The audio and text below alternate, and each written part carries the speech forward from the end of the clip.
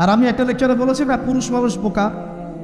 পুরুষ মানুষ কেন বোকা? কারণ সে সবাইকে খুশি করতে চায়। সে চায় মা সুখে থাক, বোন সুখে থাক, স্ত্রী সুখে থাক, যদি আরও স্ত্রী থাকে ও সুখে থাক, সন্তানরা সুখে থাক, সবাই ভালো থাক। এবং তাদের ভালোর জন্য তারা কত কষ্ট করে, দিন রাত ডিউটি করে, অফিসে যায় আসে, জ্যাম ফেস করে, মানসিক প্রেশার নেয়, শারীরিক প্রেশার নেয়, নেয় না? অথচ এই কষ্ট কিন্তু মহিলারা বোঝে না। বোঝে? সবাই বোঝে না। আছে অনেক ভালো স্ত্রী আছে, কিন্তু সবাই কিন্তু বোঝে না। মনে করে যে পুরুষ মানুষ মনে হয় ভোগবাদী, খালি মেয়েদেরকে ভোগ করতে চায়। অথচ সবাইকে সুখে রাখার এই চেষ্টায় একজন পুরুষ দিন শেষে নিজেই সুখী হয় না। বহু পুরুষ শেষ বয়সে গিয়ে একাকিত্বে ভোগে, একা হয়ে যায়। এই জন্য বলছি, ফ্যান্টাসি বাদ দেন। ফ্যান্টাসি বাদ দিয়ে হালাল রিজিক হয়েছে, একটা নেককার পরহেজগার মেয়ে দেখে বিয়ে করে নেন, ব্যাস তাকে নিয়ে দুনিয়ার ছোট্ট জীবনটা কাটিয়ে দেন। আর জান্নাতে তো হুর করে অপেক্ষা করছে ইনশাআল্লাহ। কি মনে করেন অপেক্ষা করছে না? এই লেকচার বাসায় গেলে কি হবে আমার অবস্থা আমি জানি না, কিন্তু বলছি আছে তো। সবচেয়ে শেষে যারা জান্নাতে যাবে, একদম লাস্টে, তাদের প্রত্যেককে আল্লাহ পাক কমপক্ষে 2 জন করে হুর দিবেন। আর যারা আল্লাহ রাব্বুল আলামিনের রাস্তায় শহীদ হয়ে গেছে, এখনও যাচ্ছে বা হয়েছে বা হবে, তারা কি 72 জন, কত জন? 72 জন হুর আল্লাহ রাব্বুল আলামিন দিবেন। বাস ইস্যু তৈরি করে দিলাম, এখন নাস্তিকরা লেগে পড়বে এতগুলো মেয়ে কেন, কি ইত্যাদি ইত্যাদি। এসব বিষয়ের দিকে আমাদের দেখার দরকার নেই। আল্লাহ পাক আমাকে আপনাকে দিলে ওর কি কোনো সমস্যা? প্রিয় ভাইয়েরা, যুবকদের কথাই বলছিলাম, এখন এই যুবকদের হাতে দেশের ভবিষ্যৎ, উম্মার ভবিষ্যৎ। কিন্তু বাস্তবতা হচ্ছে আমরা বেশিরভাগ পর্নোগ্রাফিতে আসক্ত হয়ে গেছি, হারাম সম্পর্কে আসক্ত, হারাম রিজিকে আসক্ত, মাদকে আসক্ত। এখান থেকে বেরিয়ে আসতে হবে। বেরিয়ে আসার পদ্ধতি কি? এই যে আমার হাতে যে কিতাব দেখছেন, আল কোরআন, এই কোরআন আপনার সমস্ত হতাশা দূর করে দিবে ইনশাআল্লাহ। এই কোরআন আপনার সমস্ত কষ্ট দূর করে দিবে ইনশাআল্লাহ। মানুষ বেকারত্বের সমস্যায় ভোগে, পারিবারিক চাপে পড়ে, হ্যাঁ, বন্ধুবান্ধবদের পাল্লায় পড়ে, বা গার্লফ্রেন্ড চলে গেছে ছেড়ে, এইসব কারণে মাদকের কাছে যায় শান্তি পাওয়ার জন্য। কোরআনের কাছে আসো, শান্তি পাবে ইনশাআল্লাহ। অন্তত নামাজে আসো, শান্তি পাবে ইনশাআল্লাহ। আমরা যুবক ভাইদেরকে রিকোয়েস্ট করবো, এই যে সামনে রমজান, এই রমজানে আল্লাহর ওয়াস্তে কোরআনটা পড়া শিখে গেল। এবং যারা পড়তে জানেন, কোরআন এবার এই মাসে খতম হবে ইনশাআল্লাহ। প্রত্যেক দিন কমপক্ষে 1 পারা করে, প্রত্যেক দিন 1 পারা পারা যাবে ইনশাআল্লাহ। মাত্র 1 ঘন্টা সময় লাগবে 1 পারা পড়তে। 1 পারা পড়তে 1 ঘন্টা লাগবে। আর যারা হাফেজ আছি, ইনশাআল্লাহ আমরা এই রমজান মাসে 30 পারা কোরআনের অর্থ পড়ে শেষ করে দেব। নিজেও নিয়াত করছি, আপনারা নিয়াত করেন। এই পুরো রমজানে আলিফ লাম মিম থেকে শুরু করে মিনাল জিন্নাতি ওয়ান নাস পর্যন্ত একবার হলেও অর্থ সহ পড়ে শেষ করবো ইনশাআল্লাহ। পারা যাবে ইনশাআল্লাহ। আমরা দোয়া করি আল্লাহ পাক আমাদের সবাইকে রমজানে পৌঁছে দিন এবং আমাদেরকে রমজানে বরকত দান। পুরো বিশ্বের প্রেক্ষাপটটা বুঝবেন, বিশ্বের যুদ্ধ বিগ্রহ চলছে এবং সারা বিশ্বে পশ্চিমাদের দ্বারা, ইহুদি খ্রিস্টানদের দ্বারা মুসলিমদের উপর ব্যাপক নির্যাতন চলছে। এই নির্যাতন থেকে বের হতে হলে আমাদের শক্তি বৃদ্ধি করতে হবে। কী করতে হবে? শক্তি বৃদ্ধি করতে হবে। কিছু কথা খোলামেলা বলতে হবে এখন, কারণ খোলামেলা কথা বলারই সময় এখন না বললে অনেক দেরি হয়ে যাবে। মুসলিমদেরকে জাতিগতভাবে এখন ঐক্যবদ্ধ হতে হবে। আপোষে এই হিংসা, বিদ্বেষ, মারামারি, কাটাকাটি বন্ধ কর। আমরা সবাই মুসলিম, সবাই একটা জাতি। আমাদের মধ্যে ইখতিলাফ থাকতে পারে, কিন্তু আমরা মত পার্থক্য থাকলেও মতবিরোধে যাব না ইনশাআল্লাহ। আমরা যদি কোনো মুসলিম ভাই আমাকে গালিও দেয়, যদি কোনো মুসলিম ভাই আমাকে গালিও দেয়, আমাদের সাথে শত্রুতাও করে, তারপরেও আল্লাহর দুশমনদের সাথে মোকাবেলা করার জন্য আমরা একসাথে লড়ব ইনশাআল্লাহ। মুসলিমদের মধ্যে ঐক্য আনতে হবে। ঐক্য আনতে না পারি, বিভক্তি বাড়াবো না। ঐক্য আনতে পারছি না, বিভক্তি কমসে কম বাড়াবো না। এটা খেয়াল রাখতে হবে। এরপরে আমাদের মুসলিমদের প্রথম দরকার জ্ঞানের বিপ্লব। কিসের বিপ্লব? কোরআনের জ্ঞান, হাদিসের জ্ঞান, এই যে ইসলামের জ্ঞান, দ্বীনের জ্ঞান এবং দুনিয়াবি জ্ঞান, এই সমস্ত রকম জ্ঞানকে একত্রিত করে এমন শিক্ষা গ্রহণ করতে হবে যে ইনশাআল্লাহ আগামী দিনে যেন আমরা আগামী 10 থেকে 20 বছর পর এই কোরআন সুন্নাহর জ্ঞানকে দিয়ে বিশ্বকে চ্যালেঞ্জ করতে পারি। এমন প্রজন্ম তৈরি করতে হবে। আল্লাহ পাক তৌফিক দান করুন। এখন আমাদের সবাইকে আদর্শ পরিবার করতে হবে। নিজের পরিবারের মধ্যে কর্তা আমি আমার পরিবারে পর্দা কায়েম করবো, কারো কিছু বলার আছে? আমি আমার পরিবারে নামাজ প্রতিষ্ঠা করবো, কারো কিছু বলার আছে? আমি আমার পরিবারের মধ্যে দিনের এলেম তালিম চালু করবো, কারো কিছু বলার আছে? নিজের পরিবারে করতাম প্রায়। অতএব পরিবারটা কমসে কম ইসলামিক করে গড়ে তোলেন, আল্লাহ পাক তৌফিক দান করুন। 4 নম্বর, আমাদের সন্তানি যারা আছে তাদের সবাইকে ইসলামিক শিক্ষা দেওয়ার চেষ্টা করতে হবে। যদি ইসলামিক শিক্ষা দিতে এই সমাজ ব্যর্থ হয়, তাহলে নতুন শিক্ষা প্রতিষ্ঠান গড়ে তুলে হলেও শিক্ষা দিতে হবে ইনশাআল্লাহ। আল্লাহ পাক তৌফিক দান করবেন। আমাদের প্রত্যেক পরিবারের মা বোনদেরকে খাস পর্দায় রাখতে হবে এবং যুবক ভাইদের জন্য বিয়েটাকে সহজ করতে হবে। একটু ভয়ও করে না, মুখটাও কাঁপে না। ওয়াজ মাহফিল স্টেজে বসে মানুষকে দিনের নসিহত করার তো দূরের কথা, ডিজে জিকির শেখানো হচ্ছে, উল্টাপাল্টা জিকির শেখানো হচ্ছে, লাফালাফি করা হচ্ছে, হাসি তামাশার পাত্র বানানো হচ্ছে, ট্রল করা হচ্ছে, ফাইজলামি শুরু করেছে ওয়াজ মাহফিল নিয়ে।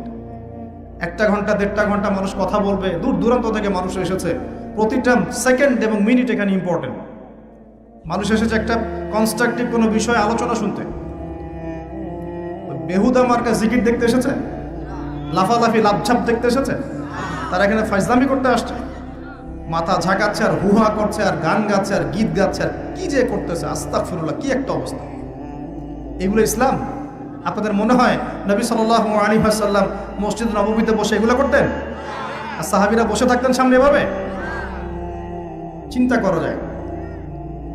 আর সমকালীন প্রেক্ষাপটে যে বড় বড় ইস্যুগুলো আছে, এগুলোকে সম্পূর্ণ এড়িয়ে গিয়ে এমন কিছু বিষয় নিয়ে সময় অতিক্রম করা হয়, টাইম পাস করা হয়, যেগুলোর সাথে বর্তমান প্রেক্ষাপটে কোনো সম্পর্কই নেই।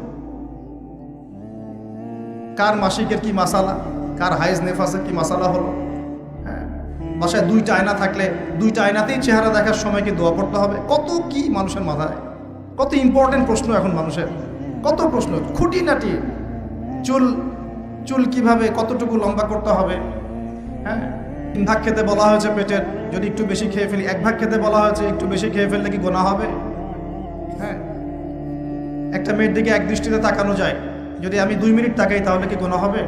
কত প্রশ্ন, কত ইম্পর্টেন্ট প্রশ্ন,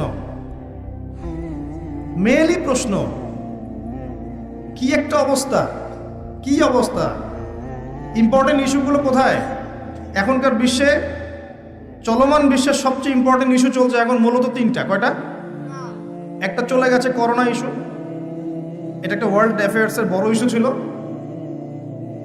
এখন চলছে ইউক্রেন রাশিয়ার ইস্যু, যেটার সাথে পুরো বিশ্বের অর্থনৈতিক সিস্টেম জড়িত আছে এবং পুরো বিশ্বের মধ্যে বড় ম্যাসাকার একটা যুদ্ধ জড়িত আছে, যেটা যদি হয়, আল্লাহ না করুক, পুরো বিশ্ব জুড়ে, তাহলে বিশ্বের বড় বড় রাষ্ট্রগুলোরও পতন হয়ে যেতে পারে, আল্লাহ ভালো জানে।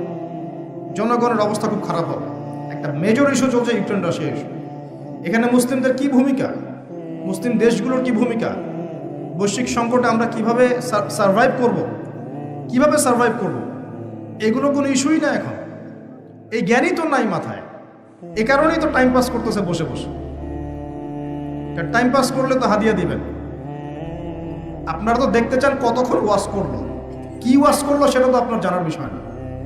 অডিয়েন্স দেখতে চায় কতক্ষণ ওয়াজ করলো, মাহফিল কমিটি দেখতে চায় কতক্ষণ ওয়াজ করলো, কি বলছে সেটা তো ফ্যাক্ট না আপনার কাছে। আধা ঘন্টার লেকচারে মানুষ এত দামি কথা বলতে পারে, যেটা মানুষ একদিন লেকচার করে দিলেও দিতে পারবে। এবং যার যত বেশি জ্ঞানের গভীরতা, তার কথা তত সংক্ষিপ্ত হয়। একটা হাদিসের মধ্যে আসছে, রাসূল সাল্লাল্লাহু আলাইহি ওয়াসাল্লাম একজন সাহাবী বলেছেন, এটা আসার হাদিস না, এটা আসার, সাহাবীদের একটা চিহ্ন, তাদের থেকে আসছে।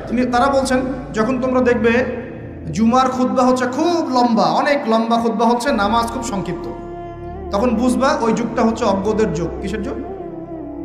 কারণ অজ্ঞদেরকে বোঝাতে অনেক সময় লাগে। একটা বিষয়, সহজ বিষয় বোঝাতে অনেক সময় লাগবে, কারণ কিছুই বোঝে না তারা, প্রত্যেকটা বিষয় খুঁটিনাটি বোঝাতে হয়।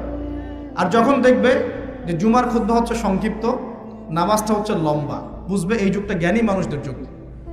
কারণ জ্ঞানী মানুষদেরকে বেশি কথা বলতে হয় না, টাচ দিলে বুঝতে পারে কি বলতে যাচ্ছে তারা, কি ওয়াজ করতেছে, কি ওয়াজ করতেছে সেটা বড় কথা না, কতক্ষণ ওয়াজ করছে এটা এখন বড় কথা হয়ে গেছে। তো এগুলো চলছে, এই মেজর ইস্যু যেটার সাথে পুরো বিশ্বের অর্থনীতি, রাজনীতি সমরনীতি, ফাইন্যান্স, গ্যাসের দাম, তেলের দাম, ভোগ্যপণ্যের দাম, নিত্য প্রয়োজনীয় পণ্যের দাম, রেমিটেন্স, আপনার ডলার রিজার্ভ, মুদ্রাস্ফীতি সব জড়িত হয়ে আছে ইউক্রেন রাশিয়া ইস্যুর সাথে। সব কিছু জড়িত এই ইস্যুটার সাথে, কোনো আলাপ নাই। আচ্ছা ওটা বাদ দেন, আমাদের না ওটা। এখন টাটকা ইস্যু চলছে কোরআন পুড়িয়ে দেয়া, চলছে না? পশ্চিমারা কোরআন পুড়িয়ে দিচ্ছে। কোরআনের প্রতি এত ক্ষোভ কেন? কেন পোড়াচ্ছে? এটা কি ওদের বাক স্বাধীনতা? এখন কি মানবতা বিরোধী অপরাধ হচ্ছে না? এটা কি সন্ত্রাসবাদ নয়? এটা কি নব্য সাদা চামড়ার জঙ্গিবাদ নয়? এটা কি ব্লাসফেমি নয়? ধর্মর অবমাননা নয়? এই কাজটা যদি আমরা করতাম, আমরা যদি আল্লাহ না করুক, আমরা তো করবো না, কারণ আমরা এসবে যাই না। আমাদের মধ্যে কোনো মুসলিম ভাই আল্লাহ না করুক যদি অন্য কোনো ধর্মগ্রন্থ পোড়াতো, তাহলে আপনার কি মনে হয় অবস্থা এমন থাকতো? টুটি চিপে ধরতো, কলার চিপে ধরতো। এখন কিছু হয় না, এখন ব্লাসফেমি হয় না, মানবতার বিরোধী অপরাধ হয় না, এটা সন্ত্রাসবাদ না, এটা জঙ্গিবাদ না। তারা যে সারা বিশ্বে প্রত্যেক মুসলিম কান্ট্রিতে লক্ষ লক্ষ মুসলিম ভাই বোনদেরকে হত্যা করছে, এটা জঙ্গিবাদ না, এটা সন্ত্রাসবাদ না? ওরা তো ছেলেদের বিয়ে করে, ন্যাংটা হয়ে ঘোরাফেরা করে, উলঙ্গ হয়ে ঘোরাফেরা করে। ওদের সমাজে এক একটা মেয়ে বিয়ের আগে 10 বার করে সেক্স করে কমপক্ষে। এক একটা ছেলে বিয়ের আগে 10-20টা মেয়ের সাথে সাধভোগ করে। ওরা আমাদেরকে শেখায় এখন সভ্যতা কাকে বলে, ওরা আমাদেরকে শেখায় জ্ঞান কিভাবে শিখতে হবে, ওরা আমাদেরকে যে মতবাদ শেখায় আমরা সেটা কাট পেস্ট করে প্রয়োগ করি। সব কিছু ওদের থেকে আসতেছে আমাদের এখানে। আমরা আমাদের গায়রত, কোরআন এবং সুন্নাহ আদর্শ হারিয়ে ফেললাম, এতই দুর্বল হয়ে গেলাম। ওরা যে কোরআন পুড়িয়ে দিচ্ছে, এই ইস্যু নিয়ে কয়টা ওয়াজ শুনেছেন? কয়টা প্রশ্ন শুনেছেন? মানুষের প্রশ্ন মাশাআল্লাহ, এত সূক্ষ্ম প্রশ্ন। ভাই সুবহান রাব্বিয়াল আযীম 3 বার জায়গায় 4 বার পড়লে কি গুনাহ হবে? কি বিশাল প্রশ্ন আপনার! মানে এই প্রশ্নের উত্তর না জানলে অবস্থা খারাপ হয়ে যেত। একজন আমাকে বলেছিল যে এত হাইথটের বিষয় নিয়ে, টপিক নিয়ে কথা বলার কি দরকার? ওযু আর গোসলের মাসালা শেখানো যায় না? এটা বলতেছে। হ্যাঁ, খুব এগ্রেসিভ আমার প্রতি, পারলে মাইট দেয় আমাকে তখন। তো বললাম যে সারা জীবন কি ওযু আর গোসলের মাসালাই শিখবেন? এটা তো মানুষ নুরানি ক্লাসে শিখে শেষ করে, মক্তবে শিখে শেষ করে ওযু কেমন করে করতে হয়, গোসল কেমন করে করতে হয়। একটা সময় মুসলিমরা পুরো বিশ্বকে নেতৃত্ব দিত। মানে আমরা যদি বিশ্বের কোনো দেশকে বলতাম ওঠো, ওরা উঠতো, বসতো, বলতাম বসো, বসতো। এই জায়গায় আমরা ছিলাম 1 দিন 2 দিন না, প্রায় 1200 বছর। কত বছর? 1200 বছর। এই জেনারেশন কি এই কথাটা জানে সত্যি? এই জেনারেশনের কত পার্সেন্ট মানুষ এটা জানে? কত পার্সেন্ট যুবক এটা জানে যে আমাদের শেকড় কোথায়? এই উপমহাদেশে ইসলাম কিভাবে এসেছে, ইউরোপে ইসলাম কিভাবে গেছে, ওরা কিভাবে ইসলাম বিদ্বেষী হলো, কয়টা ক্রুসেড হয়েছে, কয়টা ক্রুসেড তারা লঞ্চ করেছিল, কতবার তারা আমাদের উপর আক্রমণ করেছে, কেন তারা পুরো বিশ্ব জুড়ে মুসলিমদেরকে আজকে মেরে ফেলতে চায়, ডমিনেট করতে চায়, কেন চায়, উদ্দেশ্য কি ওদের? কেন কোরআন পুড়িয়ে দিচ্ছে? এর সাথে কি শত্রুতা? আল্লাহ পাক কোরআনকে বলছেন যে ওয়ালাকাদ সাররাফনা ফি হাযাল কুরআন লিন-নাস মিন কুল্লি মাসাল, আমি এই কোরআনের মধ্যে মানব জাতির জন্য সমস্ত বিষয় বর্ণনা করেছি। বলেন সুবহানাল্লাহ। আল্লাহ পাক বলছেন ওয়া নাযালনা আলাইকাল কিতাব, হে নবী আমি তোমার প্রতি এমন কিতাব নাজিল করেছি তিবিয়ানান লিকুল্লি শাই, যে কিতাবটা প্রতিটা বিষয়কে ব্যাখ্যা করবে। ওয়া হুদা ওয়া রাহমাতান, এটা হেদায়েত এবং এটা রহমত। ওয়া বুশরা লিল মুসলিমিন, মুসলিমদের জন্য এটা বুশরা, সুসংবাদ। তো এত সুসংবাদে পরিপূর্ণ বইটাকে কেন পড়াচ্ছে তারা? কার প্রতি বিদ্বেষ? কেন কোরআনকে সহ্য করতে পারছে না? কারণ কোরআন ওদের সমকামিতার বিরুদ্ধে, কোরআন ওদের সুদের বিরুদ্ধে, কোরআন ওদের জুলুমের বিরুদ্ধে। কোরআন পৃথিবীর সমস্ত জুলুমের বিরুদ্ধে দাঁড়িয়ে যাবে। কোরআন পর্নোগ্রাফির বিরুদ্ধে, কোরআন এই জিনার বিরুদ্ধে, কোরআন ওদের সমস্ত নোংরামির বিরুদ্ধে। এই কারণেই কোরআনের সাথে এত শত্রুতা। ওরা সারা বিশ্ব জুড়ে চুরি আর ডাকাতি করছে, কোরআন তার বিরুদ্ধে। সারা বিশ্ব জুড়ে শিরক ছড়িয়ে দিচ্ছে, কোরআন তার বিরুদ্ধে। সারা বিশ্বরা মতবাদ ছড়িয়ে দিচ্ছে যে আল্লাহর পুত্র আছে ঈসা আলাইহিস সালাম, নাউযুবিল্লাহ, কোরআন তার বিরুদ্ধে। তারা মুহাম্মদ সাল্লাল্লাহু আলাইহি ওয়াসাল্লাম এবং তার সুন্নতকে অস্বীকার করে, কোরআন তার পক্ষে। কোরআনে বলা হচ্ছে যে আল্লাহর জমিনে আল্লাহ পাকের দিনটা প্রতিষ্ঠা করতে হবে, ওরা তার বিপক্ষে। এই সমস্ত কারণে ওরা কোরআনকে জ্বালিয়ে দিতে চায়। এখন কোরআনে কখনো বলা আছে নিরপরাধ কোনো মানুষকে হত্যা করতে হবে? এইরকম একটা কিতাবকে তারা কেন পড়াচ্ছে? এই ইস্যু নিয়ে কতগুলো ওয়াজ মাহফিল শুনেছেন, কয়টা প্রশ্ন শুনেছেন? সমস্যা আমাদের মধ্যেও, সমস্যা আপনাদের মধ্যেও, সমস্যা অডিয়েন্সের মধ্যেও, সমস্যা যে স্পিচ দিচ্ছে তার মধ্যেও। আমরা কেউই পারফেক্ট না, আমরা সবাই আমাদের জায়গা থেকে খেয়ানত করছি, আমরা সবাই যার যার জায়গা থেকে আমানতের খেয়ানত করছি। যদি আমরা সবাই যার যার জায়গা থেকে আমানতদার হতাম, আজকে ইসলামের অবস্থা এমন হতো না। বিশ্বাস করেন, সেকুলার সমাজ, নাস্তিক সমাজ, বা যারা একটু মুক্ত চিন্তা বলে, বাক স্বাধীনতার কথা বলে, মুক্ত চিন্তার কথা বলে, যারা দাবি করে তারা একটু স্মার্ট, এমন দাবি করে না, এই বিশাল কমিউনিটি ইসলামের নামে এরকম কিছু ভণ্ডামি দেখে ইসলাম সম্পর্কে বিরূপ ধারণা সৃষ্টি করে, এবং এই ইস্যুগুলোকে কেন্দ্র করে তারা সারা ওয়ার্ল্ডে প্রোপাগান্ডা চালায় ইসলামটা এমন। ইসলাম কি এমন? ইসলামকে আজকে হাসি ঠাট্টার পাত্র বানানো হয়েছে। এগুলো দেখে কোনো মানুষ ভালো থাকতে পারে? যদি ভিতরে ঈমান থাকে, আপনার ভিতরে রক্তক্ষরণ হবে, আপনার কলিজা কাঁদবে, ভিতরে একটা জ্বলন ফিল হবে, আগুন জ্বলবে ভিতরে, সমুদ্রের মতো। সমুদ্র আস্তে আস্তে বয়ে যাচ্ছে ঠিকই, ভিতরে কিন্তু আগ্নেয়গিরি আছে। জানেন সমুদ্রের ভিতরে কি আছে? আগুন আছে, আগুন। কিয়ামতের দিন ফেটে পড়বে সমুদ্র, একদম কিয়ামতের দিন সমুদ্র ফেটে পড়বে এবং পানিতে আগুন লেগে যাবে। আমরা তো জানি যে পানিকে নেভায়, আগুনকে নেভায় পানি, তাই না? কিয়ামতের মাঠে উল্টা হবে, আগুনেই পানিতে আগুন লেগে যাবে কিয়ামতের মাঠে। সূরা তাকবীর পড়ে দেখেন, এর নিচের মধ্যে এরকম আগুন আছে। এগুলো দেখার পরেও কোনো ইমানদার মানুষ ভালো থাকতে পারে? টাটকা ইস্যু ছিল এই যে একটা বৈশ্বিক সংকট, যুদ্ধ চলছে সারা বিশ্বে, তার উপর করোনার একটা প্রভাব চলে গেছে। আরেকটা আছে এই যে কোরআন ইস্যু চলছে এখন, আর সবচেয়ে লেটেস্ট, এবং এটা তো চলছেই বিগত 80 বছর থেকে, আবার নতুন করে ইস্যু চলছে এখন, প্যালেস্টাইন, ফিলিস্তিন এবং ইসরায়েল ইস্যু চলছে না? এখনকার ইস্যু ওদের, এখনকার ভিশন কি? এই যে আমাদের মসজিদ বাইতুল আকসা, মসজিদুল আকসা, এটাকে সরিয়ে ফেলে সেখানে ওদের টেম্পল নির্মাণ করার প্ল্যান এখন। আমরা এই পর্যন্তই বলতে পারবো না, আউযুবিল্লাহ, এর বেশি কিছুই করতে পারবো না। আমাদের ঈমান এই অবস্থাতেই এখন। একটা লেভেল থাকে, মান রাআ মিনকুম মুনকার, কেউ যদি কোনো মুনকার কাজ দেখে, ফালিয়ুগাইয়ির বিয়াদিহি, ক্ষমতা থাকলে হাত দিয়ে সরিয়ে দিবে, মানে ক্ষমতা থাকলে একদম লড়াই করে সরাই দিবে। এটা এক নাম্বার। 2, ওয়াইল্লাম ইয়াস্তাতি', যদি সেটা করতে না পারে, ফাবিলিসানিহি, কমপক্ষে লিসান দিয়ে বলবে। লিসান দিয়ে বলে কয়জন? ওঠেন বসেন ওয়াজ মাহফিল চলছে এখন, লিসান দিয়ে বলে কয়জন? কয়জন হকপন্থী ওলামায়ে কেরাম এই পুরো ওয়ার্ল্ড অ্যাফেয়ার্সের বড় বড় ইস্যুগুলোকে নিয়ে বীর দর্পে কথা বলছে বাংলার মাটিতে? এটা দেখতে হবে তো, আপনাকে খেয়াল করতে হবে তো বিষয়গুলো। ওয়াজ মাহফিল কি আল্লাহর আমানত না? এ দিনের আমানত না? এটা কি মুসলিমদের পক্ষে কথা বলবে না বিপক্ষে কথা বলবে? ইসলামকে রিপ্রেজেন্ট করবে কি না? তাহলে ওই ইস্যুটা কি বড় ইস্যু নয়? শেষ জামানার হাদিসগুলো পড়ে দেখেন, শেষ জামানার সবচেয়ে ইম্পর্টেন্ট জায়গা হচ্ছে এই প্যালেস্টাইন, এই জেরুজালেম। এই জেরুজালেম থেকেই শেষ জামানার সবচেয়ে বড় বড় ঘটনাগুলো ঘটবে। ওইখানেই দেখবেন দাজ্জালের সাথে লড়াই হচ্ছে, দাজ্জালকে মেরেও ফেলা হবে ওইখানে।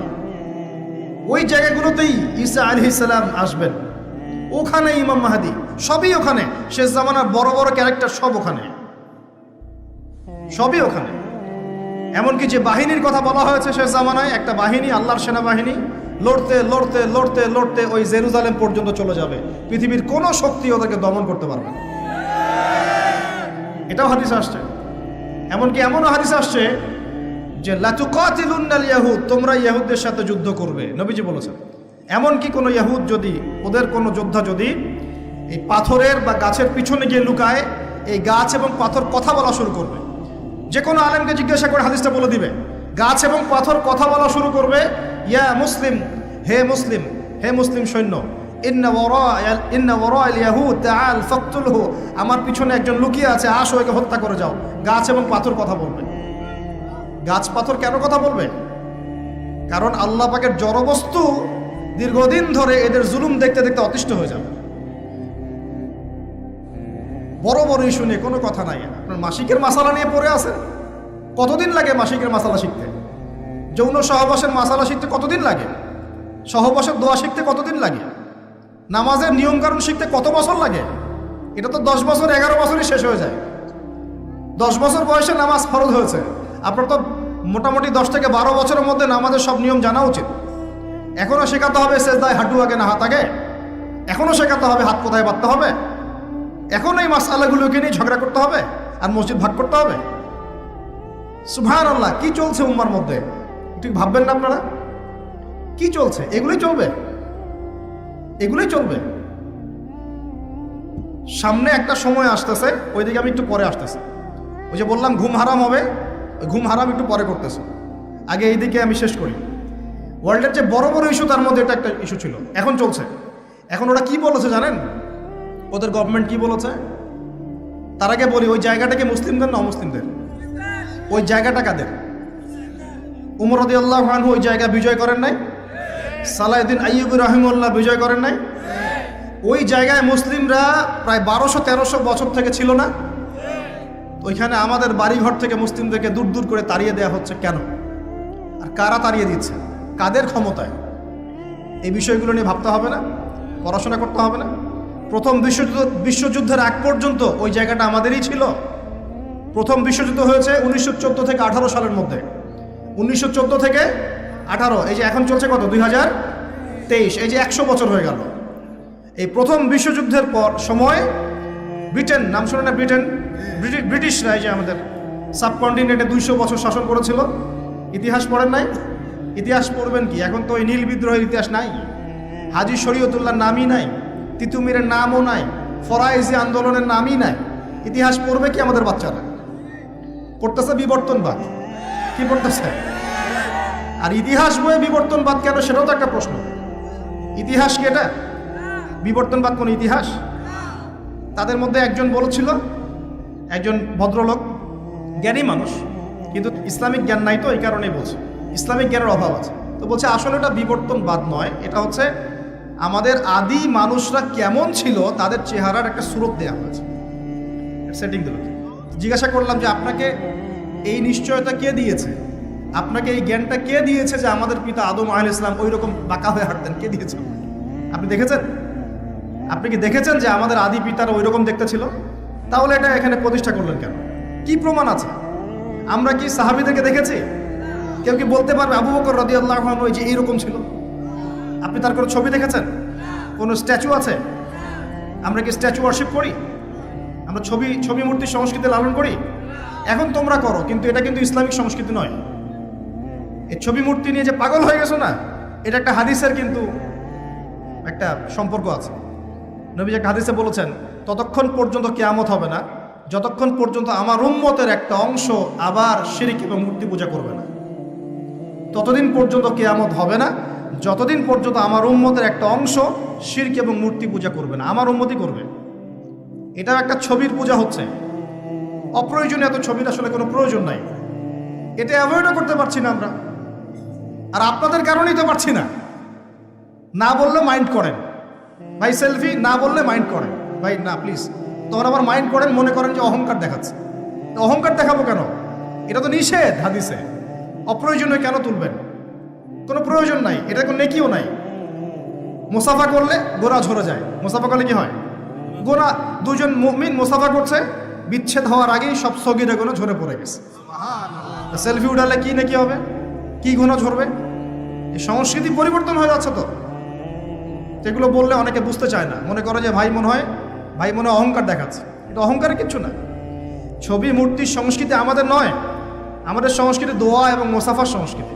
সালাম, দোয়া, মুসাফা, এর মধ্যে করলাম আসসালামু আলাইকুম, আপনার উপর শান্তি বর্ষিত হোক, ভাই ওয়ালাইকুম আসসালাম, আপনাদের উপরেও শান্তি বর্ষিত হোক। মুসাফা করলেন, গোনা ঝরে গেল, বারাকাল্লাহ ফিক, আল্লাহ আপনাকে বরকত দান করুন, শেষ। যেখান থেকে আসলাম যে এটাও কিন্তু আমরা কি দেখেছি আমাদের পূর্বপুরুষদের এরকম ছবি ছিল? তাহলে এটা কনসেপ্ট কোত্থেকে আসলো যে আগে এমন, তারপর একটু এমন, তারপর একটু এমন, তারপরে এমন? কোত্থেকে আসলো? তো এই জিনিসগুলো কেন ইনপুট করা হচ্ছে?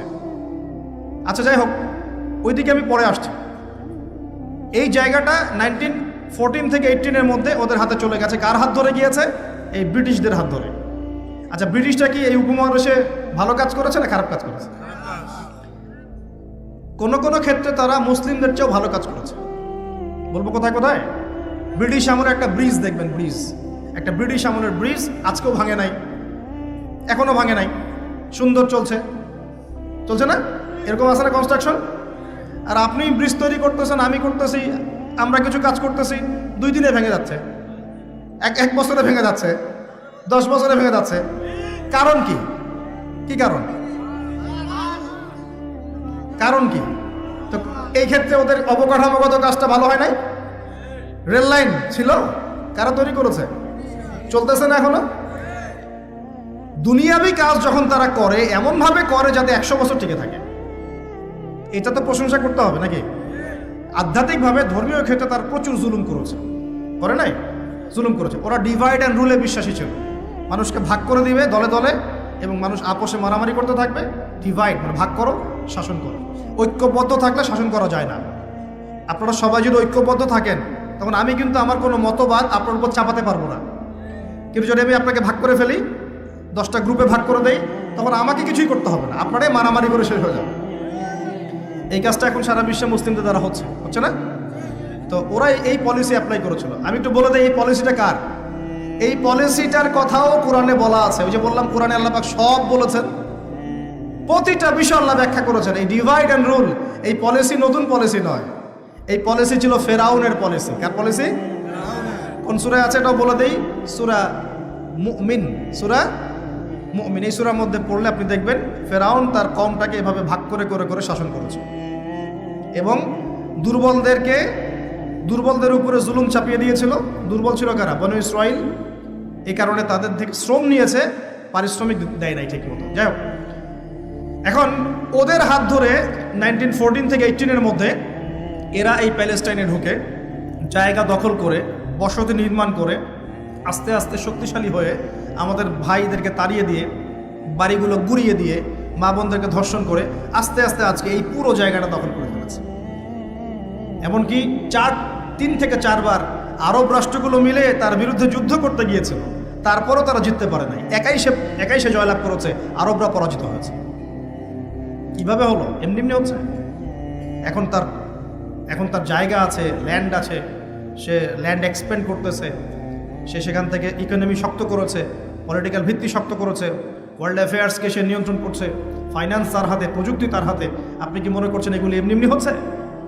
এগুলো কি এমনি হয়েছে? একটা প্রশ্ন করব, এই অবস্থায় কি সে আগেও ছিল কখনো? উত্তর না। এই অবস্থায় বিগত 2000 বছরে সে আসতে পারে নাই। কত হাজার বছর? 2000 বছরে সে কখনো এখানে আসতে পারে নাই, বরং তাদের থাকারই কোনো জায়গা ছিল না। আমাদের নবী যখন মদিনায় হিজরত করেছেন, একটু বোঝেন, আমাদের নবী যখন মদিনায় হিজরত করেছেন তখন সেখানে ইহুদিরা থাকতো। কারা থাকতো? ইহুদি। আর আওস ও খাজ্জাজ গোত্রের আনসার সাহাবীরা থাকতেন, আর কিছু কিছু খ্রিস্টান এবং পৌত্তলিক ছিল, মূলত ছিল ইহুদিরা। তারা ওখানে কি করছিল জানেন? তারা ওখানে অপেক্ষা করছিল শেষ নবী মুহাম্মদ সাল্লাল্লাহু আলাইহি ওয়াসাল্লামের জন্য। তাদের ধর্মগ্রন্থ তাওরাতে লেখা ছিল যে শেষ নবী একজন আসবেন, তার নাম হবে আহমদ। কি নাম হবে? আহমদ। আমাদের নবীর আরেক নাম কি? আহমদ। এটা আমাদের নবীজির আরেক নাম। এই যুব সমাজ জানে না তো, অনেকেই জানে না। এরা নেইমার মেসিকে চিনে, আমাদের নবীর নাম আহমদ তারা জানে না, অনেকেই জানে না। আমি চ্যালেঞ্জ করছি, আপনি জ্ঞান নিয়ে সুমারি করে দেখেন, যুব সমাজের অনেকেই বেসিক জিনিসই জানে না।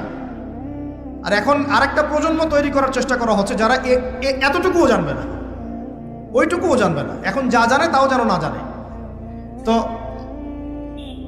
এটা তাদের ধর্মগ্রন্থে লেখা ছিল, এই কারণে তারা অপেক্ষা করছিল শেষ নবী আসলে তারা তার হাতে বায়াত করবে।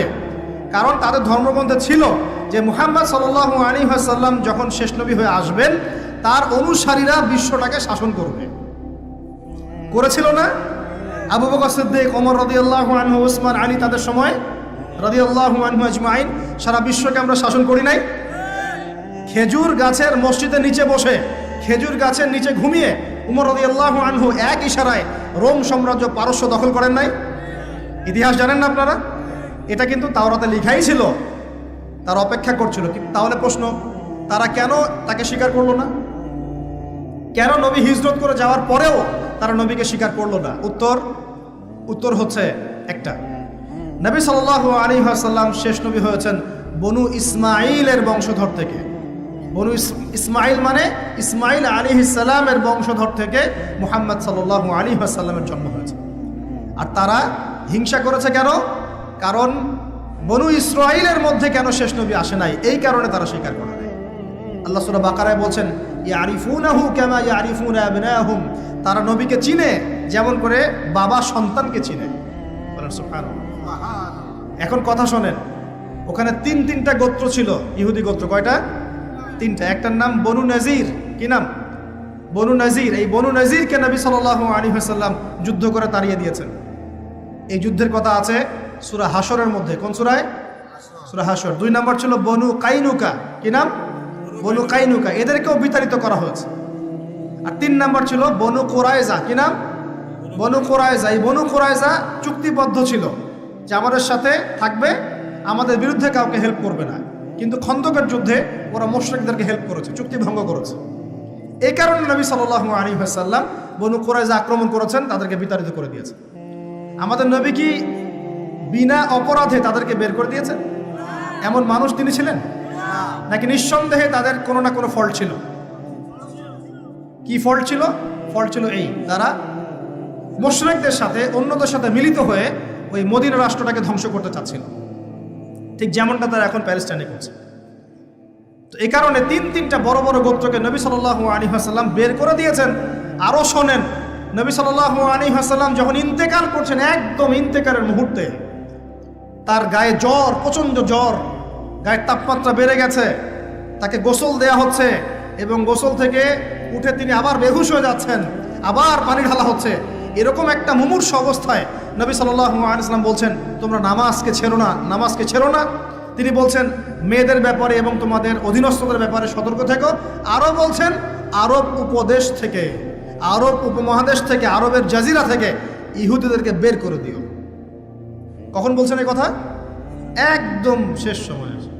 আরও বলছেন, তোমরা আমার কবরকে উপাসনার জায়গা বানিও না, আমার কবরকে সেজদার জায়গা বানিও না। এগুলো তিনি শেষ কথা বলে গেছেন। আর তারা ওদের হাত ধরে, ব্রিটেনের হাত ধরে অটোম্যানদেরকে পরাজিত করে ওই জায়গা দখল করে এই যে বিগত 100 বছর থেকে এখন মুসলিমদের উপর শাসন করতেছে। শেষ কি কথা বলেছে এটা শোনেন। ওরা শেষে বলেছে, এখন গতকালকে নিউজ দেখলাম, তারা বলছে এখন প্যালেস্টাইনিদেরকে দেখলেই গুলি করে মেরে ফেলাবে। কি বুঝতে পারলেন না? এখন এত হাই লেভেলে চলে গেছে ওদের এগ্রেশনটা যে দেখলেই গুলি মারে দিবে। দেখলেই গুলি মারতে হয় কখন? এটা কি যুদ্ধক্ষেত্র? এটা কি ব্যাটল হচ্ছে? দেখলেই গুলি মারতে হবে শত্রুকে? ও কি শত্রু? যে তার বাড়ি ফিরে যাচ্ছে, যে বলছে যে মসজিদে আকসা আমি নামাজ পড়তে চাই, ওখানে নামাজ পড়ার অধিকার নাই আমার? ওখানে নামাজ পড়ার অধিকার মুসলিমদের নাই? ওটা আমাদের পবিত্র জায়গা না? তো নামাজ পড়তে গেলে তুমি গুলি করে মারি দিবা? আর এইসব বিগার ইস্যুসগুলো বাদ দিয়ে আমরা এগুলো নিয়ে পড়ে থাকবো? কমপক্ষে মুখ দিয়ে তো প্রতিবাদ করতে পারবো, যাতে করে আল্লাহর কাছে আমরা বলতে পারি আল্লাহ মুখ দিয়ে বলেছে। কমপক্ষে হাত দিয়ে পারি নাই, মুখ দিয়ে বলেছে। আর মুখ দিয়ে না পারলে কি করতে হয়? তবে কলবিহি, অন্তর থেকে কি ঘৃণা করতে হয়। তো অন্তর থেকে ঘৃণা করবেন কখন? যখন জানবেন তখন তো। জানাবে কে আপনাকে? যে আপনার সামনে বসে আছে, এ তো আপনাকে দিন শেখাচ্ছে না, আপনাকে সার্কাস শেখাচ্ছে। তো প্রিয় ভাইরা, সচেতন হন। এই দুনিয়ার জীবনটাকে নিয়ে হেলায় খেলায় নষ্ট করে দিয়েন না। জ্ঞান অর্জন করেন, পরিস্থিতি বোঝেন, আমল বাড়িয়ে দেন, হালাল খান। আর এই যে চিলে কান নিয়েছে এই টাইপের বিষয়ের দিকে যায় না। ইস্যু পাগল হয়েন না, ইস্যু পাগল হয়েন না, আর এই ট্রল পাগল হয়েন না। কনস্ট্রাকটিভ কিছু চিন্তা করেন, কিছু কাজ করেন, সৎ কাজে আদেশ করেন, অসৎ কাজে নিষেধ করেন। নিজেদের দেশের মধ্যে বিশৃঙ্খলা সৃষ্টি করেন না। সবার প্রতি কল্যাণকামী হন। মানুষের কল্যাণকামী হয়ে সবাইকে গঠনমূলকভাবে সত্যটাকে তুলে ধরেন। যার ইচ্ছা হবে সে সত্য স্বীকার করবে ইনশাআল্লাহ, যার ইচ্ছা হবে সে করবে না। অ্যাটলিস্ট আপনি আপনার দায়িত্বটুকু পালন করেন। উম্মাহ মাঝখানে বিভক্তি বাড়িয়ে দিয়েন না, ঐক্যবদ্ধ করার চেষ্টা করেন। না পারেন তাও চুপ থাকেন। ঐক্যবদ্ধ করতে পারছি না, কেউ কথা শুনছে না, চুপ থাকেন। আগুন উস্কে দেওয়ার কি দরকার আছে? দরকার আছে? অ্যাটলিস্ট যা আছে তাও থাক, এটাকে আরো খারাপ করার কি দরকার? প্রত্যেকটা সেক্টরে এই সমস্যা চলছে, টপটপট। আল্লাহ পাক আমাদেরকে বোঝার তৌফিক দান করে নেয়। আমার কথা কষ্ট পাচ্ছেন? পুরো সিচুয়েশন যখন আপনি বুঝতে পারবেন, ধর্ম সংস্কৃতি, সমাজ, পরিবার, অর্থনীতি এবং রাজনীতি, তখন দেখবেন আপনি ভালো থাকতে পারবেন না। আপনি একা একা ভালো থাকতে পারবেন না। হ্যাঁ, ভালো থাকতে পারবো আমি কিভাবে জানেন? মনে করেন আমি টুকটাক কিছু আর্ন করি, এখন আমি চাল ডাল কিনে বাসায় মজুত করে রাখি, বউ বাচ্চা কাচ্চাকে নিয়ে টুকটাক খাই, মসজিদে যাই আসি, যাই আসি, বাস এটা আমার কাজ। ঠিক আছে, কারোর সাথে কথাও বলি না, কারোর সাথে এভাবে মিশিও না, আমি কারো ডানেও নাই বামেও নাই, ওখানেও হ্যাঁ এখানেও হ্যাঁ, ওখানেও না এখানেও না, মানে তালগোল পাকানো। আপনি ভালো থাকতে পারবেন, রিল্যাক্স, একদম ভালো। কি দরকার এসব বলার, কি দরকার শোনার, কি দরকার ভাবার, আছি তো, চলছে, চলুক। এভাবে চলতে থাকলে একদিন দেখবেন ফিতনা আপনার দরজার সামনে এসে হাজির হয়ে গেছে। একদিন না একদিন দেখবেন আপনিও ভালো থাকতে পারবেন না, ফিতনা আপনার দরজার সামনে চলে আসবে। দেখবেন খুব ভালো ছিলেন, কিন্তু দেখবেন আপনার মেয়েটাকে বাইরের কেউ নিয়ে চলে গেছে। হচ্ছে না এমন? খুব পরেশগার মানুষ, কারো ডানে বামে নাই, কিন্তু পরিবার ইসলাম প্রতিষ্ঠা করতে পারে নাই, মেয়েটা বাইরে চলে গেছে পালায়। ছেলেটা দেখবেন মদের আসরে বসে আছে। ঠিক আছে, নিজের বাচ্চার ভবিষ্যৎ ঠিক নাই, অনেক সমস্যা। শোনেন প্রিয় ভাইরা, নিজে একা একা ফিতনা থেকে বেঁচে থাকা যাবে না। ফিতনা থেকে বেঁচে থাকা যাবে না, এর দলিল কোরআনেই আছে। ওয়াত্তাকু ফিতনাতান লা তুসিবান্নাল্লাযীনা যালামু মিনকুম খাসসা। আল্লাহ বলছেন তোমরা সেই ফিতনা থেকে বেঁচে থাকো। আল্লাহর কথা শোনেন, আল্লাহ পাক বলছেন তোমরা সেই ফিতনা থেকে বেঁচে থাকো, যে ফিতনা শুধু জালেমদের উপর খাস করে আসবে না, মানে সবার উপরেই আসবে। বলেন তো, সুদের ফিতনা সবার উপরে আসে নাই? আসে নাই?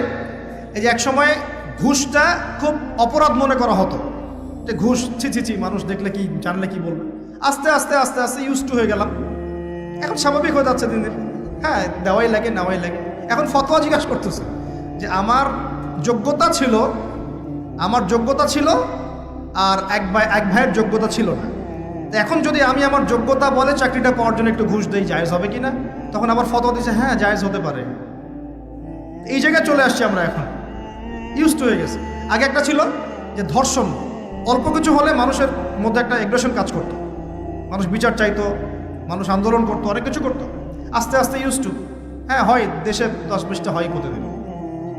আগে ছিল একজন ব্যক্তি যদি চুরি করতো, খুব চক্ষু লজ্জা, চুরি করেছে কেউ জানলে কি হয়ে যাবে। এখন কোনো সমস্যা নাই, সবাই তো করতেইছে, সবাই তো চুরি চামারি করে, আমি করলে কি সমস্যা। আগে ব্যবসা করতো মানুষ, মাপে কম দিলে একটু চক্ষু লজ্জা কাজ করতো, কেউ দেখে ফেললে, জেনে ফেললে কি হবে না হবে। এখন সবাই করে, আমিও করি, মানে যে সবাই করে আমিও করি, আস্তে আস্তে সব ইউজ টু করে ফেলা হয়েছে। প্রথম প্যালেস্টাইন ইস্যুগুলো নিয়ে মানুষ খুব উদ্বেগ ছিল, হ্যাঁ ওটা আমাদের জায়গা, এটা আমাদের ফেরাতে হবে, ফেরানোর চেষ্টা করতে হবে, ইত্যাদি ইত্যাদি। আস্তে আস্তে আচ্ছা ঠিক আছে, আস্তে আস্তে হ্যাঁ ঠিক আছে, ইউজ টু।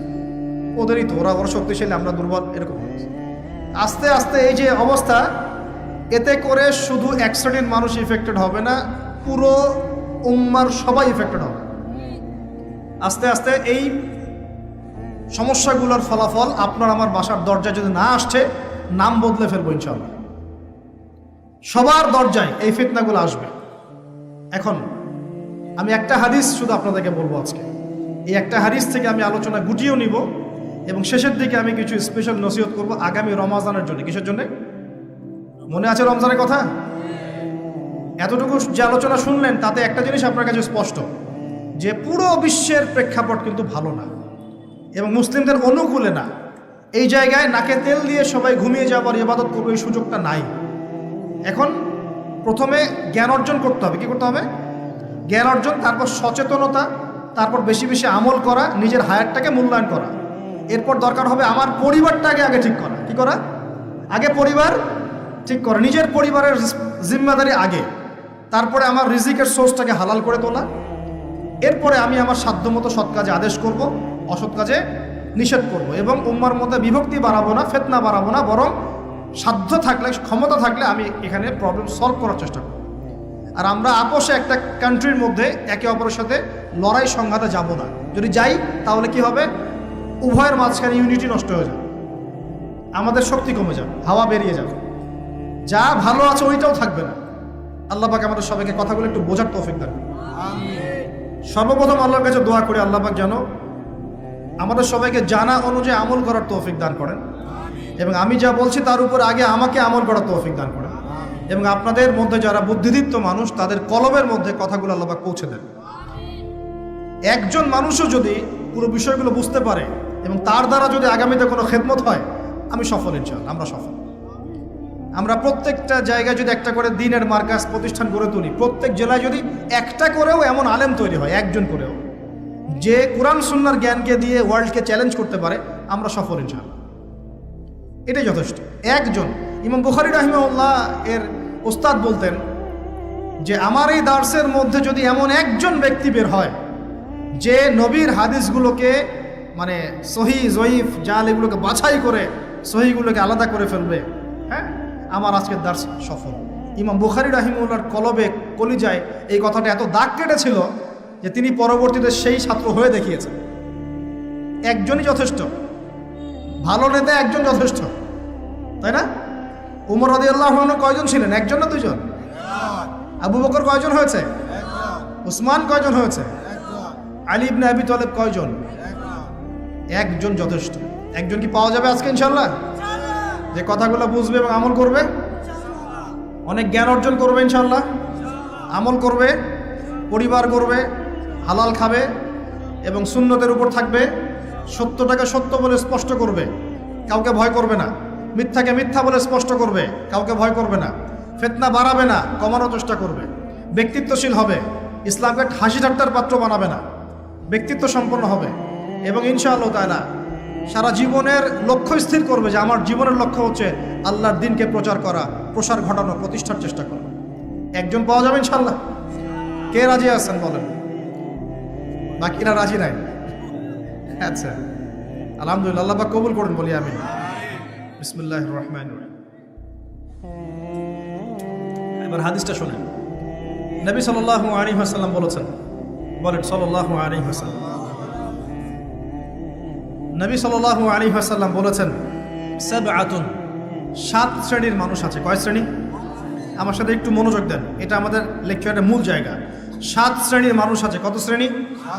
সাবআতুন ইউজিল্লুহুমুল্লাহু তাআলা ফি জিল্লিহি, আল্লাহ পাক এই 7 শ্রেণীকে আল্লাহর ছায়ায় ছায়া দিবেন, মানে আল্লাহ পাকের আরশের ছায়ায় ছায়া দিবেন। ইয়াউমা লা জিল্লা ইল্লা জিল্লুহ, যেদিন এই ছায়া ছাড়া অন্য কোনো ছায়া থাকবে না। বলেন সুবহানাল্লাহ। কত শ্রেণী? আমি জানি হাদিসটা আপনারা আগেও শুনেছেন, তা আজকে নতুনভাবে শেখেন। কয় শ্রেণী? 7 শ্রেণী। কোথায় ছায়া পাবে? আরশের ছায়ায়। ওই দিন অন্য কোনো ছায়া থাকবে না। এই ছায়া ছায়া পাবে মানে সে কি জান্নাতি না জাহান্নামী? তার কোনো টেনশন হবে? কোনো হিসাব নিকাশের টেনশন, কোনো ভয়, কোনো কিয়ামতের বিভীষিকা কিচ্ছু নাই। একদম সুকুন, ইতমিনাল, একদম নিরাপদ। আচ্ছা, 1 নাম্বার, আগে সিরিয়াল ওয়াইজ বলি, তারপরে আপনাকে বোঝাচ্ছি। 1 নাম্বার হচ্ছেন ইমামুল আদিল। কি নাম? ইমামুন আদিল, মানে ন্যায়পরায়ণ শাসক। ন্যায়পরায়ণ শাসক। রাষ্ট্রের শাসক হতে পারে, সমাজের হতে পারে, পরিবারেরও হতে পারে। যেখানে যে দায়িত্বশীল তাকেই তার দায়িত্বশীল বলা হয়। আচ্ছা, 1 নাম্বার ইমামুন আদিল। 2 নাম্বার ওয়াশাবুন, এই যে তুমি যুবক, ওয়াশাবুন যুবক, নাশআ ফি ইবাদাতিল্লাহি তাআলা, যে আল্লাহ পাকের ইবাদতে তার যৌবন বিলিয়ে দিয়েছে। কে সেটা? যুবক না বৃদ্ধ? কি করেছে? আল্লাহর ইবাদতে জীবন যৌবনটাকে বিলিয়ে দিয়েছে। বিলিয়ে দেওয়ার মানে কি? বিলিয়ে দেওয়া মানে কি পার্ট টাইম মুসলিম হও না ফুল টাইম মুসলিম হও? ফুল টাইম মুসলিম। আচ্ছা, সে কি কোরআন হাদিসের অংশ মানবে না পুরোটা মানবে? আলহামদুলিল্লাহ। 3 নাম্বার রজুলুন, এমন ব্যক্তি, কলবুহু, যার কলব, কলব মানে কি? অন্তর, মুআল্লাকুন ফিল মসজিদ, মসজিদের সাথে অন্তর কি থাকে? ঝুলে থাকে। এটা কি সত্যি সত্যি কলিজা ঝুলে থাকে না টান? কি বোঝানো হচ্ছে?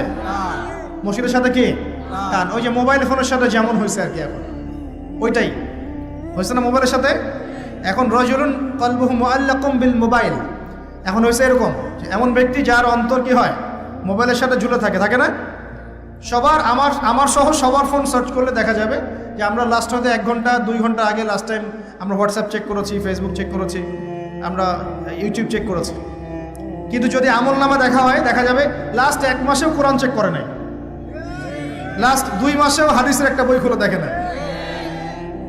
আল্লাহ পাক আমাদেরকে বোঝার তৌফিক দান করুন, এইরকম খারাপ বদ অভ্যাস থেকে বেরিয়ে আসার তৌফিক দান করুন। এখানে 3 নাম্বার, সেই ব্যক্তি যার কলব কোথায় ঝুলে থাকে? মসজিদে, মানে মসজিদের সাথে টান, জামাতে নামাজ পড়ার ব্যাপারে আগ্রহ থাকে। 4 রজুলান, 2 ব্যক্তি। কয় ব্যক্তি? রজুলানে তাহাব্বানে ফিল্লাহ ইজতামা আলাইহি ওয়া তাফাররাকা আলাইহি, 2 ব্যক্তি যারা আল্লাহর জন্য পরস্পরকে ভালোবাসে, একত্রিত হয় আল্লাহর জন্যই, বিচ্ছেদ হয় কার জন্য? আল্লাহর জন্য। আচ্ছা, বুঝাচ্ছি একটু পরে, সিরিয়ালটা বলে নেই। 5 নাম্বার কে? ওয়ারজুলুন, আরেকজন ব্যক্তি। দাত হয় মুরাআতান, যে ব্যক্তিকে কোনো মহিলা ডাকলো। এখানে ডাকলো মানে আসলে জেনার জন্য কি করলো? ডাকলো। দাত হয় মুরাআতান যাত মানসাবিন ওয়া জামাল, যে মহিলার সৌন্দর্য আছে, খুবই সুন্দরী এবং উচ্চ বংশের কোনো মহিলা বা মেয়ে ডেকেছে জেনা করার জন্য একজন ব্যক্তিকে। সে বলছে ইন্নী আখাফুল্লাহ, আমি আল্লাহকে ভয় করি। এ কিন্তু যুবক হতে পারে, যুবকদেরকে এরকম বেশি প্রলোভিত করা হয়। 6 ওয়ারজুলুন, আরেকজন ব্যক্তি তাসাদ্দাকা বিসাদাকাতে, সে সদকা করেছে। কি করেছে? সদকা, দান সদকা করেছে। হাত্তা লা তা'লামা শিমালুহু মা তুনফিকু ইয়ামিনু, এমনকি তার বাম হাত জানে না ডান হাত কি দান করেছে। ঠিক আছে, এত গোপনে সে দান করে যে তার বাম হাত জানে না ডান হাত কি দান করেছে। আর 7 নাম্বার রজুলুন যাকারাল্লাহ খালিয়ান, যে ব্যক্তি আল্লাহকে ডাকে, খালিয়ান মানে গোপনে, নীরবে, নিভৃতে, একাকী আল্লাহকে ডাকে। ফাদাত আইনাহু, তার চোখ দিয়ে টপ টপ করে পানি পড়তে থাকে। কয় শ্রেণী? 7 শ্রেণী। এবার বোঝেন, এটা বোঝার আগে একটু আকাশের দিকে তাকাবেন আজকে বাসায় গিয়ে, বা যেদিন আকাশে ভরপুর তারা উঠবে সেদিন দেখবেন। আকাশে তারা দেখেছেন কখনো? এখন তো সময় নাই, এগুলো মানুষ ব্যস্ত, আকাশে তারা দেখার সময় নেই। আল্লাহ পাক সূরা মুলক পড়তে বলেছেন রাত্রেবেলা, তাই না? সূরা মুলক পড়তে বলেছেন কখন? রাতের বেলা পড়লে কবরের আযাব থেকে বেঁচে থাকবে ইনশাআল্লাহ। আর ওই সূরাতেই দেখবেন প্রথম পৃষ্ঠাতেই আছে এই মহাকাশ তারকার কথা। আল্লাহ বলছেন তারা দেখো, তারা দেখো, তারার দিকে তাকাও, আল্লাহ সৃষ্টির দিকে তাকাও, দেখো যে তোমাদের এই আল্লাহর সৃষ্টির মধ্যে তোমরা কোনো খুঁত বের করতে পারো কিনা, দেখো, তাকাই দেখো, বারবার দৃষ্টি ফিরাও, তোমার দৃষ্টি ব্যর্থ হয়ে ফিরে আসবে। সুবহানাল্লাহ। রাতে সূরা মুলক পড়তে বলেছেন, আর তারা কখন ওঠে? আর সেই তারার কথা এই সূরাতেই আছে। মেলাতে পারছেন? সুবহানাল্লাহ, চিন্তা করেছেন? এখন এখান থেকে হাদিসে আসতেছে, আকাশের তারাগুলো দেখবেন, দেখে মনে হবে যে হয়তো বিক্ষিপ্ত হয়ে আছে, আসলে বিক্ষিপ্ত না। প্রত্যেকটা তারার সাথে প্রত্যেকটা তারার একটা গাণিতিক মিল আছে, একটা জ্যামিতিক মিল আছে। তোমরা কি জ্যামিতি পড়ছো না? ত্রিকোণমিতি, পরিমিতি এগুলো পড়ছো না? দেখবা তারা থেকে তারা তুমি চমৎকার কিছু শেপ এবং ম্যাথামেটিক্যাল ফাংশন বের করতে পারো। দূরত্ব, ডিস্টেন্স, এক তারা থেকে আরেক তারার ডিস্টেন্স, ওই থেকে আরেকটা ডিস্টেন্স, আরেকটা থেকে আরেকটা ডিস্টেন্স, সেম পাবা, সমান পাবা, চোখ দিয়ে দেখতে পারবা। তুমি ছোট পরিসরেও দেখতে পারবা যে তারাগুলোর মধ্যে একটা গাণিতিক মিল আছে। আর চোখটাকে যদি বড় করো, আকাশটাকে আরো বড় করো, দেখবা বড় পরিসরেও দেখতে পারবা। ঠিক যেমন কোরআনের সূরাগুলো এবং হাদিসগুলোকে যদি, এবং কোরআনের সূরাগুলোকে, আয়াতগুলোকে যদি এভাবে তারার মতো করে মেলানো যায়, একটার সাথে আরেকটা, হেদায়েত খুঁজে পাওয়া যায়। কি পাওয়া যায়? ঠিক একইভাবে হাদিসগুলোকে যদি একটার সাথে একটা মেলানো হয়, তখন একটা সুন্দর হেদায়েত বের হয়ে আসে। একটা এক্সাম্পল দিলে বুঝতে পারবো। ইসলাম, আল্লাহ পাক বলছেন সূরা মাইদার 3 নম্বর আয়াতে ইসলামকে পরিপূর্ণ করেছে। কি করেছি? ইসলামকে পরিপূর্ণ করেছে। আবার আল্লাহ পাক বলছেন সূরা আলে ইমরানে গিয়ে, এই পরিপূর্ণ দিন বাদ দিয়ে কি তোমরা অন্য কোনো দিন তালাশ করছো? আবার আল্লাহ পাক সূরা আলে ইমরানের শুরুর দিকে নিয়ে গিয়ে বলছেন এই পরিপূর্ণ দিনই আল্লাহর কাছে একমাত্র দিন। মানে একটার সাথে একটা মেলাবেন, আপনি ডটগুলো মেলালেই আপনি একটা রেজাল্ট পাবেন আর কি, যে কোনো মাসালায়, যে কোনো বিষয়। এখন আসেন এই হাদিসটার দিকে ফোকাস করেন, যেটা বললাম। এখানে যে সিরিয়ালটা বলা হয়েছে, 7 সিরিয়ালের মধ্যে তারার মতো করে আপনাকে একটা মিল সেতু বন্ধন বের করতে হবে। প্রথমে কার কথা বলা হয়েছে? ন্যায়পরায়ণ শাসক। এই ন্যায়পরায়ণ শাসকটাকে আপনি প্রথমে না বুঝে পরে বোঝেন। 2 নম্বরে কার কথা বলা হয়েছে? সেই ব্যক্তি যে তার যৌবন আল্লাহর পথে দিয়েছে, এটাকে আপনি পরে বোঝেন। প্রথমে তুলে নিয়ে আসবেন 3 নম্বরটাকে। কয়টাকে? প্রথমে তুলে নিয়ে আসবেন কোন নম্বরটা? 3 নম্বর। প্রথমে হচ্ছে রজুলুন কলবুহু মুআল্লাকুম বিল মসজিদ, এমন ব্যক্তি যার হৃদয়ে মসজিদের সাথে ঝুলন্ত থাকে। মানুষের নামাজ ফরজ হয় কত বছর বয়সে? 10 বছর। আচ্ছা, 7 বছর বয়সে তোমরা ছেলেদেরকে নামাজের প্রশিক্ষণ দাও। আর 10 বছর হয়ে গেলে নামাজ না পড়লে পিটাও। তাহলে 10 বছর থেকে নামাজ মোটামুটি ফরজ, ঠিক আছে? তাহলে মানুষ কি আগে শাসক হয় না আগে মুসল্লি হয়? আগে কি হয়? মানুষ আগে মুসল্লি হবে না আগে শাসক? আচ্ছা, তার মানে প্রথমে আমাদেরকে হেদায়েত দিতে হবে, আমাদের সবাইকে 5 ওয়াক্ত নামাজ আগে ঠিক করে পড়তে হবে। ঠিক আছে কথা? রজুলুন, আমার আপনার অন্তর থাকবে মসজিদের সাথে ঝুলন্ত, মানে আপনি নামাজের ব্যাপারে খুব পাবন্ধ হবেন, ইবাদতগুলো আগে ঠিক করবেন। নামাজের পর আরও ইবাদত আছে না, জিকির আজগার তাসবিহ তাহলিল জ্ঞান অর্জন, হ্যাঁ, আপনার নফল নামাজ সুন্নত মোস্তাহাব অনেক আমল আছে না, এই আমলগুলো হলো আগে। এরপর এই আমলগুলো করার সবচেয়ে সেরা সময় কোনটা? কিশোর বয়স, যৌবনকাল না বার্ধক্য? এই আমলগুলো করার সবচেয়ে উত্তম টাইম কোনটা? কখন সবচেয়ে বেশি শক্তি থাকে, সামর্থ্য থাকে, এনথুজিয়াজম থাকে? কখন, কোন সময়? এবার আপনি 2 নাম্বারটা নেবেন, ওই ব্যক্তি যে তার যৌবন আল্লাহর পথে বিলিয়ে দিয়েছে। বুঝতে পারছেন? এবার ধরতে পারছেন? এখন ইবাদত করার সবচেয়ে সেরা মৌসুম কোনটা? যৌবনকাল। এই যৌবনকালটাকে আল্লাহর পথে বিলিয়ে দেওয়া মানে পুরো যৌবনকাল জুড়ে আপনাকে আল্লাহর জন্য ইবাদতগুলো করতে হবে। পারা যাবে ইনশাল্লাহ? এটা হলো আল্লাহর জন্য যৌবন উৎসর্গ করার ব্যাখ্যা। এবার আসেন, যৌবনকালের সবচেয়ে বড় ফেতনা কোনটা? চরিত্র ঠিক রাখা। কোনটা? কথা বুঝতে পারছেন না? এই তো সবাই যুবক, যৌবনকালে সবচেয়ে বেশি সমস্যা হয় কিসে? চোখে। কিসে? চোখে, লজ্জাস্থানে, চোখে, চরিত্রে। এটা স্বাভাবিক। আমরাও যুবক, যৌবনকালে সবচেয়ে বেশি প্রবলেম হয় কিসে? মেয়েদেরকে নিয়ে, চোখের সমস্যা, মনের সমস্যা, চরিত্র হেফাজতের সমস্যা। এই কারণে আপনি এখন এই 7টার মধ্যে এটাকে নেবেন, সেই ব্যক্তি আরশের ছায়া ছায়া পাবে যাকে কোনো মেয়ে ডেকেছে জেনার জন্য, সে বলেছে আমি আল্লাহকে কি করি? ভয় করি। তার মানে আগে ইবাদত ঠিক করবেন, তারপরে যৌবনকাল আল্লাহর পথে ইবাদত করে কাটাবেন, আর এই যৌবনে সবচেয়ে বেশি কেয়ারফুল থাকবেন চরিত্র হেফাজতের ব্যাপার। হাদিস বুঝতে পারছেন? আচ্ছা, এবার আসেন, এখন এই চরিত্র হেফাজত করার সবচেয়ে সেরা পদ্ধতি কি? বিবাহ শাদী না? চরিত্র হেফাজত করার সবচেয়ে সেরা পদ্ধতি কি? কারণ মানুষের যৌন চাহিদা আছে, ভালোবাসার প্রয়োজন আছে, আর স্ত্রীর দরকার আছে। মানুষের মধ্যে সবচেয়ে বেশি আকর্ষণ দেওয়া হয়েছে কার প্রতি? নারীর প্রতি। অতএব একজন পুত পবিত্র নেককার মেয়ে আমি চাই, চাই কিনা? আমরা সবাই চাই। এখন এ কারণে এই হাদিসের মধ্যে এটা নেবেন, ওই 2জন মানুষ, কোন 2জন? 2জন ছেলে ছেলেও হতে পারে, 2 মেয়েও হতে পারে, আবার ছেলে মেয়েও হতে পারে, যারা একে অপরকে ভালোবাসে। কার জন্যে? মানে পবিত্র ভালোবাসা, অপবিত্র জেনা নয়, পবিত্র ভালোবাসা, এবং মিলিত হয় আল্লাহর জন্যে। বিচ্ছেদ ঘটে কার জন্যে? আল্লাহর জন্য। আপনি স্ত্রীকে বাসায় গিয়ে তার সাথে মহব্বত করছেন, আল্লাহর জন্য মিলিত হচ্ছেন, তাই না? আবার যখন আপনি দিনের জন্য বা দিনের কোনো কাজে বা ভালো কোনো কাজে রিজিকের সন্ধানে বের হয়ে যাচ্ছেন, আল্লাহর জন্য ছেড়ে চলে আসছেন, তাই না? এই যে দেখেন, চরিত্র হেফাজত করার কথা যেমন এখানে আছে হাদিসে, আবার এটাও আছে চরিত্র কিভাবে হেফাজত করবেন? পবিত্র ভালোবাসার মধ্য দিয়ে। আল্লাহ পাক তৌফিক দান। তো পবিত্র ভালোবাসা কোথায় পাবেন? বিবাহ শাদী করে। এরপর কি লাগে? এরপর লাগে আমাদের অর্থনীতি। কি লাগে? অর্থনীতি লাগে না? এখানে আছে অর্থনীতির বিষয়। শোনেন, রাজুলুন তাসাদ্দাকা বিসাদাকাতিন, এক ব্যক্তি সদকা করেছে, এত গোপনে যে বাম হাত জানে না ডান হাত কি সদকা করেছে। এখানে অর্থনীতির বিষয় নাই। ইসলামিক অর্থনীতির মূল বিষয় হচ্ছে দান, সাদাকা, যাকাত, ব্যবসা, এগুলো। ইসলামিক অর্থনীতির মূল কি? দান, সাদাকা, বিজনেস, ব্যবসা এবং যাকাত। আরও কিছু বিষয় আছে কিন্তু এগুলো মৌলিক। এর বিপরীতে বর্তমান বিশ্বজুড়ে চলমান হারাম অর্থনীতির মূল ভিত্তি হচ্ছে সুদ বা রিবা। সুদ বা রিবা। কোনটা হালাল কোনটা হারাম? সুদ হালাল নাকি ইসলামিক বিষয়গুলো হালাল? তো এখানে এই হাদিসের মধ্যে আপনি অর্থনীতি পেয়েছেন না? তার মানে পরিবার গঠন করার পরে আপনাকে হালাল অর্থনীতির মধ্যে থাকতে হবে, এবং দান সদকা হচ্ছে ইসলামিক অর্থনীতির একটা বেস। এই অংশটুকু আমি শেষে আরেকবার অল্প করে ব্যাখ্যা করবো, আগে শেষ করে দিই। এটা হলো 5। 6 নাম্বার, তাহলে দুনিয়াতে চলার জন্য অর্থনীতির সাথে আর কি সম্পৃক্ত? রাজনীতি। কি সম্পৃক্ত? রাজনীতি। এই কারণে এখানে বলা হচ্ছে ইমামুন আদেল, ন্যায়পরায়ণ শাসক। যদি ন্যায়পরায়ণ শাসক চলে আসে, তাহলে একটা পুরো দেশ সমাজ এক আল্লাহর বিধান অনুযায়ী চলবে না? সবাই ভালো থাকবে না? সবার জীবনযাত্রার মান নিশ্চিত হবে না? জুলুমের ভিত্তিগুলো উপরে যাবে না?